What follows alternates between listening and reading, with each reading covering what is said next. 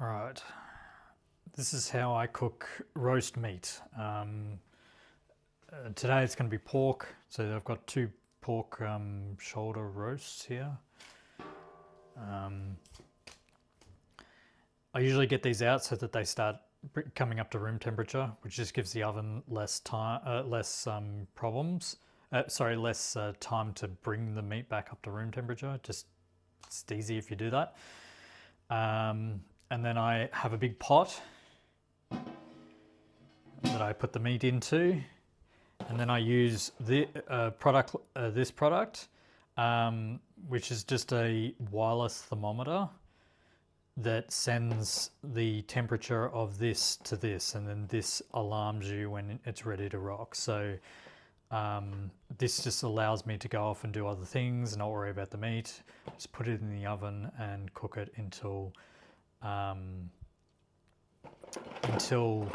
it's ready to rock, which is cool because it you don't have to keep checking it, you don't have to keep pulling it out to poke it, you don't have to do any of that. So I'll get all that set up and put it in the oven, and I'll show you the process of that after it's set up. All right, so these probes are into the meat, thickest part of the meat, and then the lid goes on. This goes into the oven. I usually do 180 degrees C, and then that will here show the temperature. That will go to here. This can be carried around or put in a place where you can hear it. This will beep once it's up to the temperature, and then I get it out of the oven and cut it up. That's pretty much it.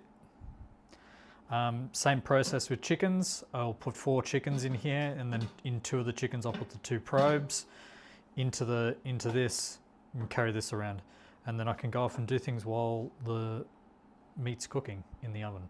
I don't add anything to the meat. I keep it simple. It's tasty enough for me. I don't need to add garlic or add onions or add vegetables into there. I also like to keep all that stuff out because cooking it in the pot like this, the juices will come out of it and it'll make a nice stock. This will be a pork stock, but I also do a chicken stock.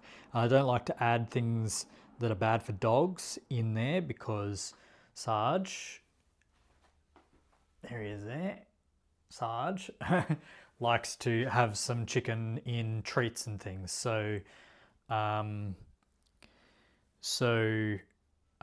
like to keep it simple and then add those flavors in later on if I want to add those flavors in. But yeah, that's how I cook meat.